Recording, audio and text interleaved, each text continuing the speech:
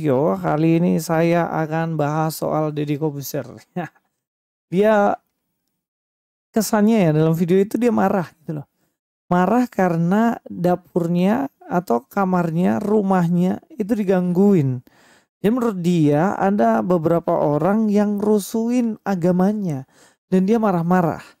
Tapi kali Assalamualaikum warahmatullahi wabarakatuh. Berjumpa lagi dengan Jadid HMC ya, channel yang mengedukasi dan menghibur.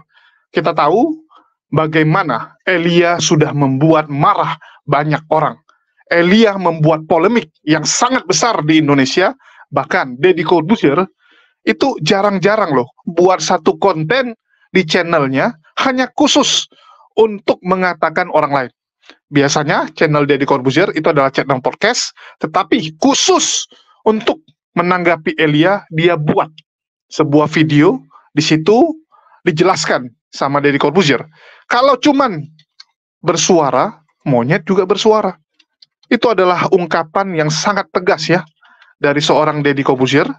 Dan di sini teman-teman bisa lihat bahwa para Polycardus tentu saja tidak akan tinggal diam.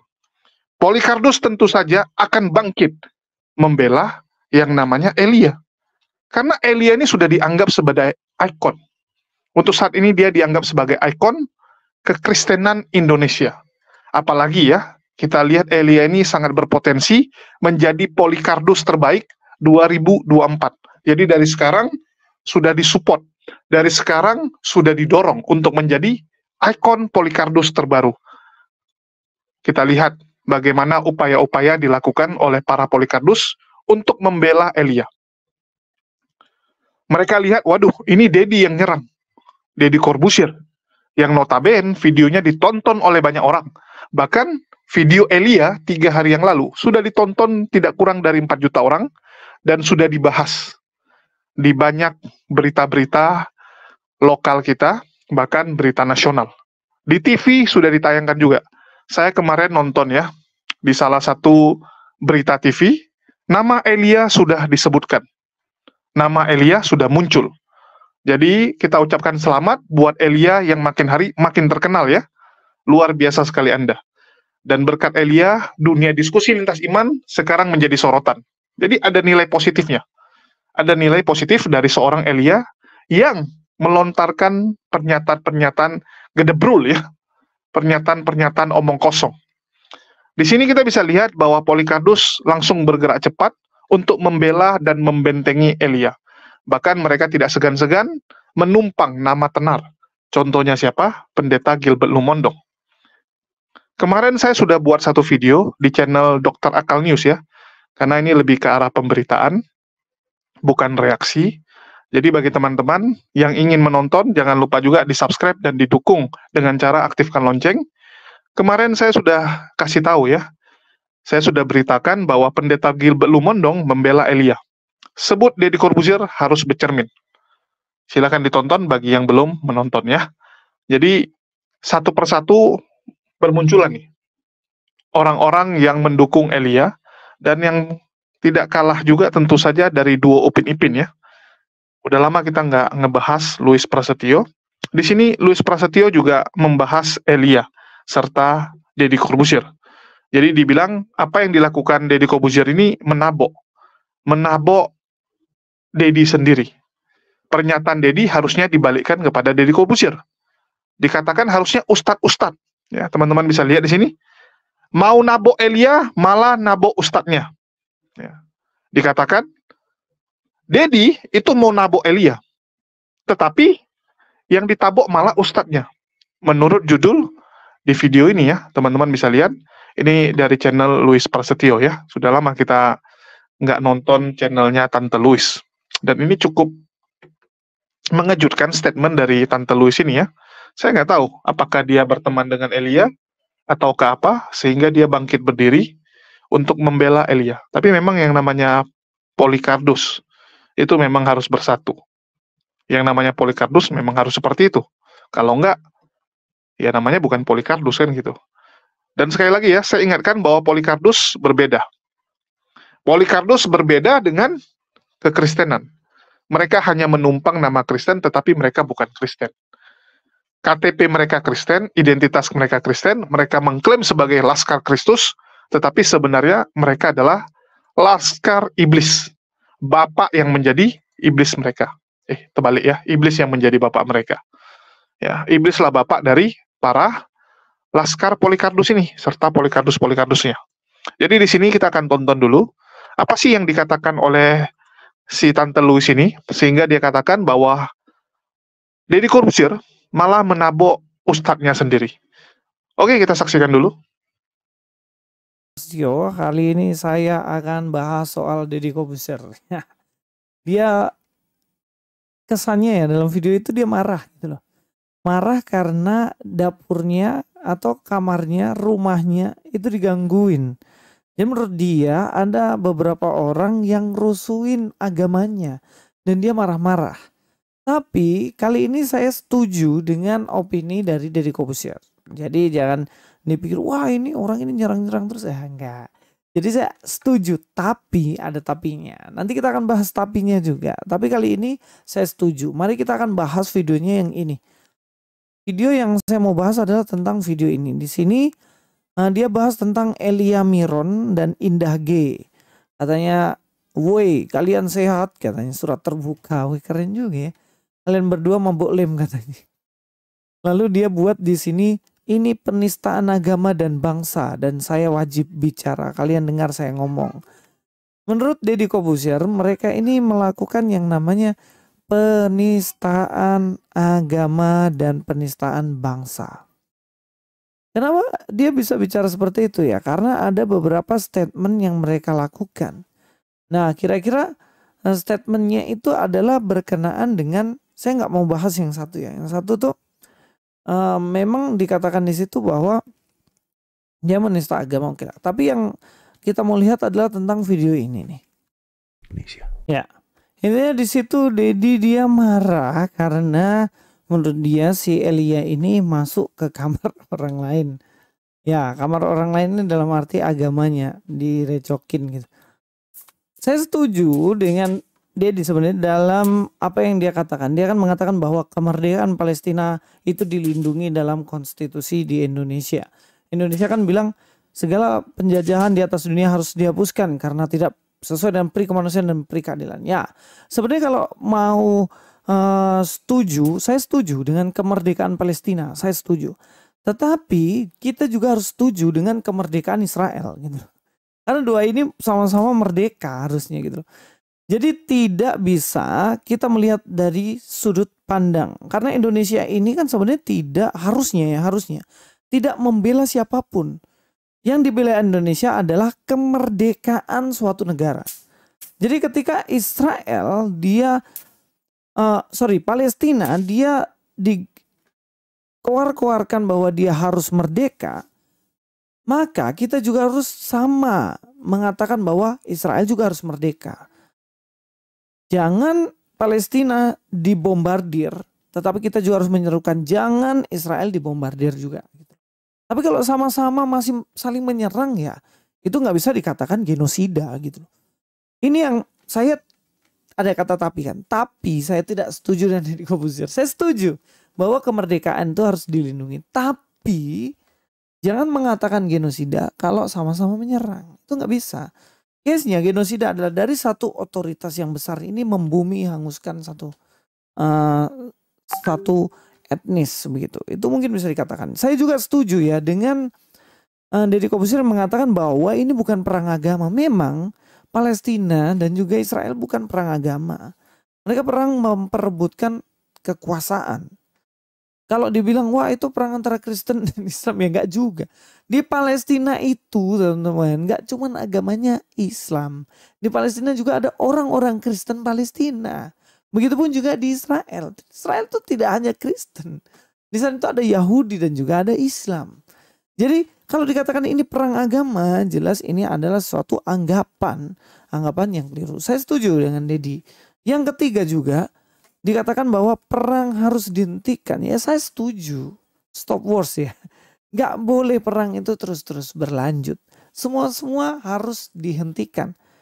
Kalau dikatakan seperti ini, kita tuntut Israel berhenti untuk melakukan pembunuhan terhadap Palestina, begitupun juga kita harus menyerukan Palestina menghentikan serangan terhadap Israel. Kan sebenarnya begitu dua belah pihak ini gitu. Jangan seakan-akan kita ini kayak membela satu belah pihak. Kita nggak boleh. Saya ingat dulu bagaimana Indonesia itu negara non-blok ya, nggak membela siapapun ya. Saya rasa itu nafas itu juga kita harus tetap pertahankan. Nah, Deddy Corbuzier juga saya sangat setuju dengan dia yang mengatakan bahwa tidak boleh menjelek-jelekkan agama lain, apalagi pakai kitab tertentu. Saya setuju dan saya menghormati argumentasi Anda dengan segala hal, dengan segala hormat saya setuju dengan Anda, Om Deddy. Tapi yang jadi persoalan adalah kenapa cuman ketika Elia Miron yang dia adalah orang Kristen, ketika dia sedikit membahas tentang agama Anda nggak marah gitu loh. Anda ngamuk-ngamuk di video itu. Lah terus kemarin Anda undang Yaya Waloni, kenapa Anda nggak ngamuk-ngamuk sama Yaya Waloni? Ngomong dong sama Waloni. Waloni bertobat dong, jangan kamu jelek-jelekin agama Kristen. Kan kamu sendiri yang bilang, agamamu, agamamu, agamaku, agamaku. Nah kok yang mendadak Om Deddy ini loh. Mendadak kok jadi bijak nasihatin orang yang bahas agama orang lain. Kok tiba-tiba bijak gitu loh. Dan mengatakan saya memiliki hak untuk wajib meluruskan. Kayaknya statementku di copy sama Om Deddy. Wajib meluruskan. Nah tapi gini Om Deddy. Saya setuju bahwa kita tidak boleh menjelekkan agama lain, memakai kitab kita. Saya setuju. Tapi yang ditegur jangan cuma satu pihak dong. Itu loh teman-teman ustadzmu yang bahas-bahas Kristen pakai kitabnya mereka sendiri. Itu kamu tegur juga Om Deddy. Itu baru top markotop. Itu baru namanya manusia-manusia apa ini? Manusia-manusia apa sih dulu itu? Om Deddy ini punya moto manusia apa itu ya? Pinter atau apa ya, cerdas atau apa ya, nggak tahu juga. Yang jelas itulah. Nah, kalau Anda sudah menegur juga orang-orang yang bahas Kristen dengan memakai kitab mereka, ngerusuin kamarnya orang Kristen, ditegur juga. Ini baru, saya setuju 100%. Tapi kalau sekarang masih ya 60-70% lah. Tapi biarlah dari video ini ya kita sadar bahwa kita harus sama-sama menjaga bangsa Indonesia. Ya teman-teman sudah lihat ya. Jadi Tante Louis ini mencoba membela Elia. Namanya juga Polycarpus. Dikatakan bahwa Louis ini dia istilahnya apa ya? Ambigu ini teman-teman. Dia bingung nih mau nyerang Deddy Corbuzier takut gitu kan. Karena kita tahu reputasi Deddy Corbuzier dan bagaimana track record Deddy. Dia kalau udah nggak sur sama orang, nggak senang sama orang, dia bisa labrak orang gitu. Dia bisa cari tahu tuh orang di mana tinggalnya, bahkan dia bisa datangi. Itulah Deddy Corbuzier. Sehingga Louis Prasetyo ini kan mikir-mikir juga, waduh, ini saya asal serempet-serempet nanti saya yang kena gitu. Dan Elia juga bukan siapa-siapa dia. Hanya sama-sama ada di barisan Polycarpus. Walaupun kadang-kadang kita lihat Louis Prasetyo ini ya masih bisa inilah berpikir secara jernih. Cuman doktrin imani saja yang masih kuat. Tetapi kalau kita sampaikan sesuai dengan fakta dan kenyataan, Tante Louis ini masih bisa terima. Dia masih bisa menilai secara objektif. Istilahnya, dia Polycarpusnya belum sampai akut lah. Baru tahap satu kaki di Polycarpus, satu kaki masih di kekristenan. Itu yang bisa saya lihat dan saya dapati dari seorang Tante Louis. Terus kalau kita lihat di sini, ada pernyataan bodoh ya, kalau saya bilang ini pernyataan bodoh dari seorang Louis Prasetyo, di mana Louis Prasetyo mengatakan bahwa dia setuju sih dengan pernyataan dari Deddy Corbuzier mengenai bahwa Palestina berhak untuk mendapatkan kemerdekaan. Palestina berhak menjadi negara utuh yang berdiri di atas kakinya sendiri. Ya, jadi itu pernyataan dari si Tante Louis. Tetapi dia timpahi lagi, dia tambahi. Ya, dia katakan bahwa kalau begitu Israel juga berhak dong. Masa Palestina aja yang berhak merdeka? Israel juga berhak merdeka dong. Halo, sejak kapan Israel tidak merdeka? Bahkan Israel diakui oleh PBB, diakui oleh mayoritas negara di dunia. Coba saya tanya kamu, sejak kapan Israel tidak merdeka dan siapa yang menjajah Israel? Sejak kapan Israel pernah dijajah sekarang? Ya, sejak dia mengumandangkan kemerdekaan mereka di tahun 48. Saat pertama kali negara Israel terbentuk, kapan Israel pernah dijajah? Coba saya tanya kamu. Kalau bangsa Yahudi pernah dijajah, ya, tanah tersebut memang pernah dijajah oleh bangsa asing, bangsa lain. Tetapi kalau kita bicara negara Israel, nggak pernah, teman-teman. Negara Israel negara mandiri, negara yang berdiri sendiri. Itu diakui. Ya, sejak tahun 48 mereka sudah mengatakan negara mereka adalah negara yang berdaulat. Jadi sejak kapan dia dijajah? Tolonglah, Tante Louis, nilai itu secara fair. Palestina itu masih dijajah. Silakan dicek. Anda, ya, kalau belum pernah ke sana, ya silakan Anda ke sana, lihat langsung. Bagaimana negara Palestina? Kalau dibilang negara, tapi lucunya, yang ada di negara Palestina itu tentara Israel. Jadi kalau teman-teman ke negara Palestina, ke tepi barat, contoh Yerusalemnya atau Bethlehem lah. Bethlehem itu kan wilayah Palestina, ya, yang diklaim sebagai tempat lahirnya Yesus. Bethlehem itu secara teritori, ya, secara wilayah itu masuk Palestina. Tetapi di situ yang berjaga-jaga malah polisi dan tentara Israel. Pernah nggak kalian lihat tentara Palestina? Pernah nggak kalian lihat polisi Palestina? Nggak ada, teman-teman. Nggak ada yang namanya polisi Palestina di sana. Itu dikuasai oleh Israel. Sama kayak Indonesia. Sebelum berdiri Indonesia, ya, sebelum berdiri negara Indonesia, nama kita apa? Nama kita Hindia Belanda, teman-teman. Apakah kita bagian dari negara Belanda? Yes, kita dijajah, kita koloninya. Tetapi apakah kita sama hak kita dengan orang Belanda? Enggak. Hak dari warga Hindia Belanda itu berbeda dengan warga negara Belanda. Berbeda bumi dan langit. Secara nama kita punya Hindia Belanda. Tetapi kita tidak berdaulat. Kekuasaan kita semua dipegang oleh Belanda. Polisi, tentara itu ditugaskan oleh Belanda. Sama seperti yang terjadi di Palestina. Nama negaranya Palestina. Tapi kekuasaannya dipegang oleh Israel. Polisi, tentara, semuanya. Struktur pemerintahannya. Israel yang ngurus. Itu namanya dijajah. Bagaimana dengan Israel? Siapa yang ngatur negara dia? Coba saya tanya. Belajarlah, Tante Louis. Ya, belajarlah. Supaya Anda pintar sedikit ini. Nggak mengeluarkan pernyataan bodoh. Nanti diketawain. Kalau Anda bilang stop untuk saling menyerang, itu oke. Ya, dengan mengatakan Hamas juga jangan menyerang negara Israel, itu masih oke. Kita bisa terima. Artinya dua-dua stop. Yang kita bela di sini kemanusiaan. Kita juga tidak setuju dengan cara-cara yang mengorbankan rakyat sipil. Kita nggak setuju. Tetapi yang jadi problem, mohon maaf, yang jadi problem adalah posisi dari Palestina itu terjajah. Ini ibarat teman-teman Kristen atau para Polikardus lah, ya, yang membela Israel nih. Tolong buka mata kalian. Kalian seakan-akan ngomong gini, itu tolong ya, Tengku Umar, Pangeran Diponegoro, Sisingamaraja, Patimura, itu semua pejuang-pejuang kita saat dulu memperjuangkan kemerdekaannya. Tolong dong, ya, tolong dong. Itu orang Belanda kalau lagi ada konvoi, lagi ada pengiriman makanan, pengiriman barang, jangan dong dicegat, jangan dong dibom. Ya, kantor-kantor Belanda itu tolonglah jangan diserang. Karena di kantor Belanda itu ada juga PNS-nya, ada juga rakyat sipilnya, kan seperti itu. Yang namanya perang, bisakah seperti itu? Coba saya tanya Anda.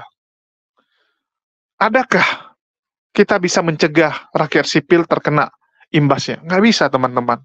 Serba salah.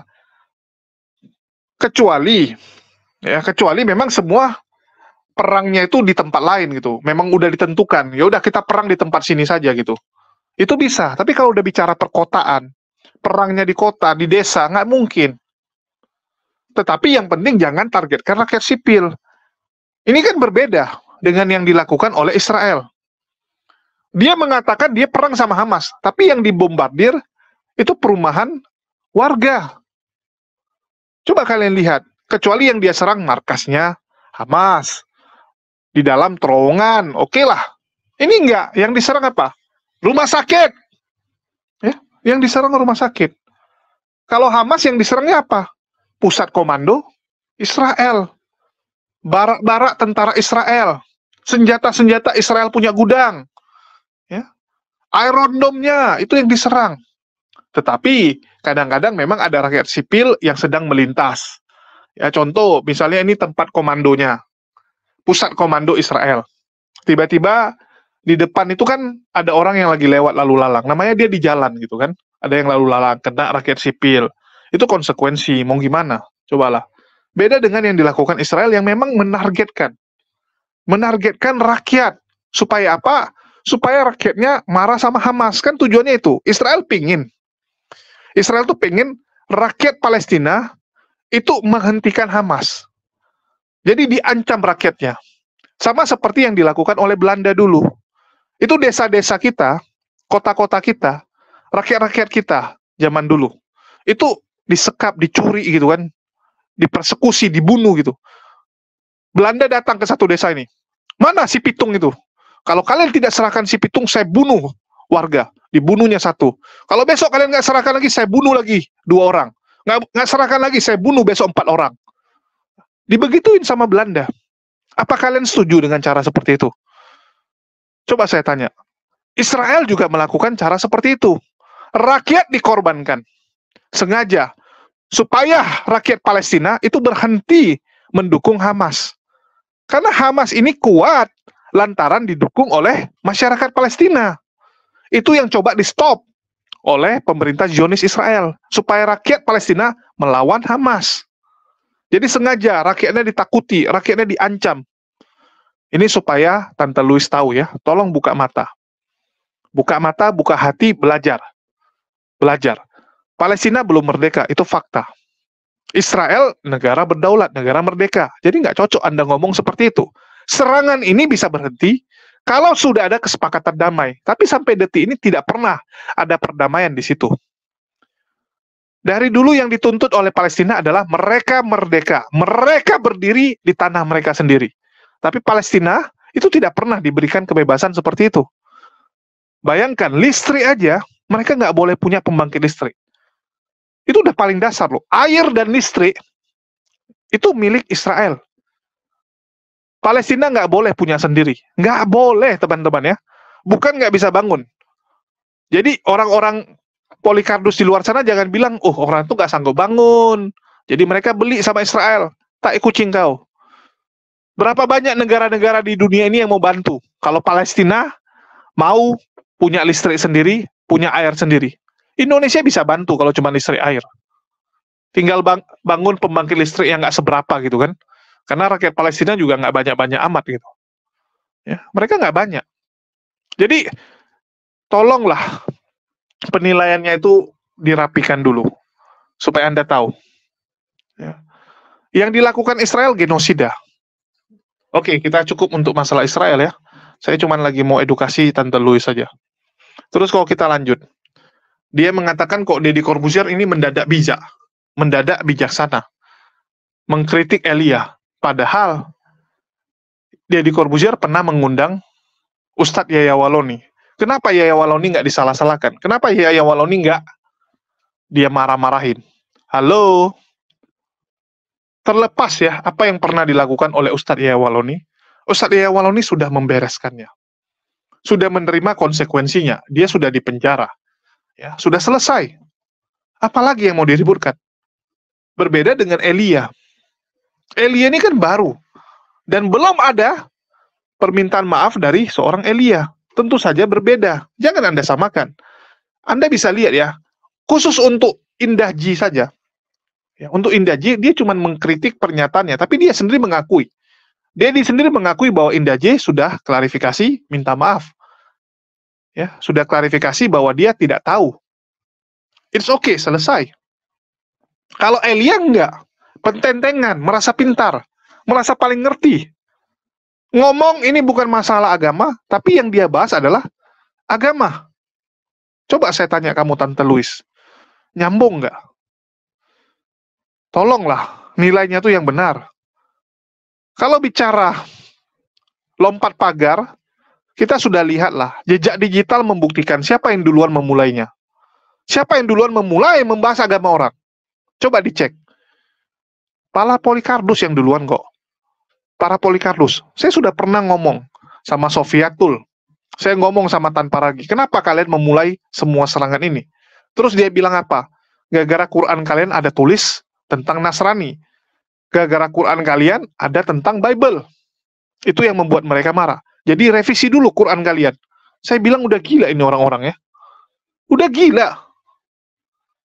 Jadi yang mereka permasalahkan adalah isi Quran. Yang mereka ingin ubah adalah isi Quran. Itu sudah lompat pagar atau tidak? Coba saya tanya Tante Louis. Yang duluan lompat pagar itu kalian. Umat muslim cuman menghalau. Cuman menghalau orang-orang yang sudah lompat pagar ini. Kalaupun ada, gara-gara yang menghalau itu sampai menginjakkan kakinya di tempat kalian, yaitu dalam upaya mengembalikan Polycarpus ini. Ya, Polycarpus ini kan kita pentungin nih. Setelah kita pentungin, kita kirim balik ke tempat kalian. Cuman kadang-kadang dia nggak bisa jalan. Mau nggak mau ya kita angkatlah dia. Kita angkat, kembalikan ke tempat kalian. Saat kita angkat, ya kadang-kadang tersentuhlah, masuklah ke wilayah kalian. Kan seperti itu. Sekali lagi, saya menghimbau.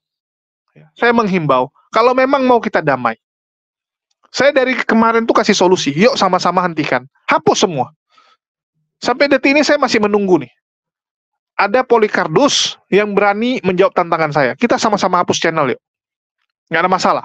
Kita hapus channel, saya minta kepada teman-teman muslim yang lain juga melakukannya nanti. Kita sama-sama hentikan ini semua.